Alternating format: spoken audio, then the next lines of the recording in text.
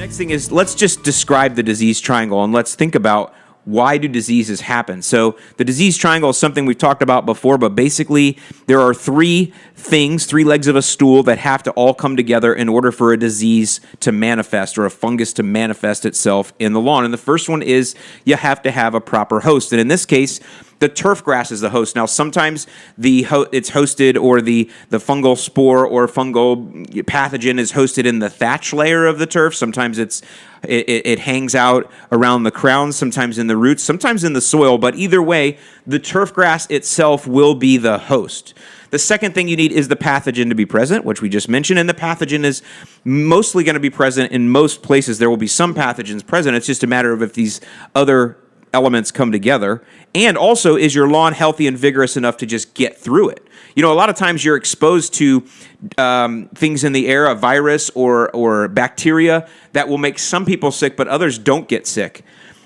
Think about if you go to certain other countries and they'll say, don't drink the water, right? Well, some people can drink the water and they're fine. Other people can't drink the water because they can't overcome that and they'll get the issue or the problem. Well, that's the same exact kind of thing with the lawn. In some cases, the lawn is just healthy enough to withstand and overcome, and that's why keeping a healthy, vigorous lawn is important. We'll talk about nitrogen fertilization as well and how that relates to disease, because people have this whole like either or, all or none kind of thing when it comes to that. Nevertheless, the third piece that you need is the environment, and this is the one that starts to kick in, and I talk about seasonal transition time. So the environment has to be right for that disease to be able to multiply, and typically that's going to be something around the lines of a seasonal transition, so coming from very warm to cool, or from coming from cool to warm, and then also it will be coming from rain into dry periods, or from dry periods into rain, and all of these work differently. And then other things can contribute too, like humidity for sure can contribute, cloud cover, which restricts airflow. These are all things that can all contribute to the environment coming together. And then another one that we sometimes neglect is mechanical injury can also add to the environment and allow the disease to manifest or get into the plant more readily. So those are all the different things of the disease triangle that you want to look at. And if you have not had those types of elements, those three elements come together, then you may not have a disease. So it's another thing to think about. But that's what the disease does. So one of the things we want to do is we want to reduce some of that environment. So can we create airflow? Can we not spread the spores? And that's why we talk about next. There are some certain things that I want you to do, no matter what disease you think your lawn has. You definitely want to make sure that you are starting to follow these when you do think you have a disease. And the first one is with your mowing. You definitely want to catch the clippings. And I know I used to think about that, and people, we would say it when I worked for True Green, and I knew people weren't going to do it, you know, but we can as DIYers. And I used to think, does it really matter? Does catching the clippings really matter? Is it really going to solve my problem? I kind of looked at it like, you know, that's especially in real bad disease problems, I'd be like, it's kind of like throwing a lawn chair off the Titanic. I mean, is it really going to make a big difference? The answer is yes.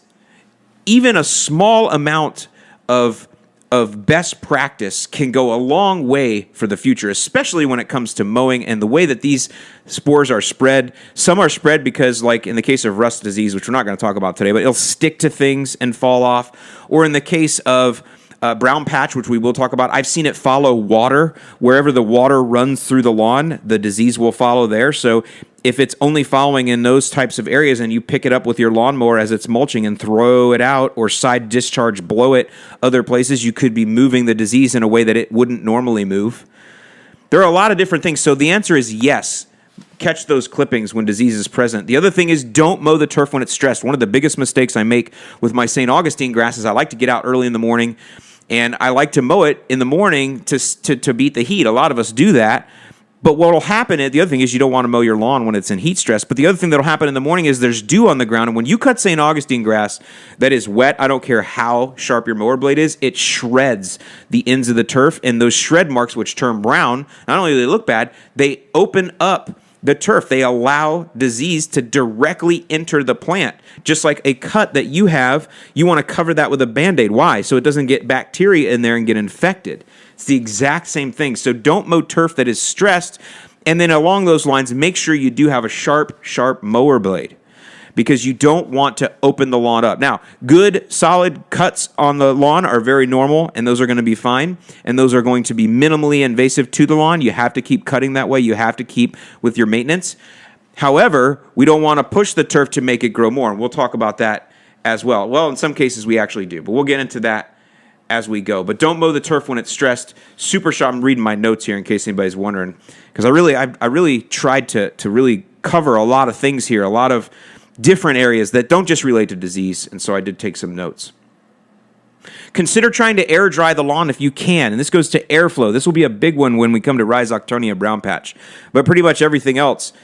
If you have large trees that are holding in and not allowing a lot of airflow, can you thin those out? That's not just for today's fix, but for later fix.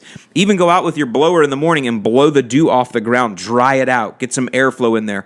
Possibly, in some cases, you cut a little lower. However, in the case of some diseases, the lower mowed turfs can be more infected by them. So, there's always a give and take, and that's the other thing I want you to realize is there's a give and take with everything you do. You can't just shut it all off.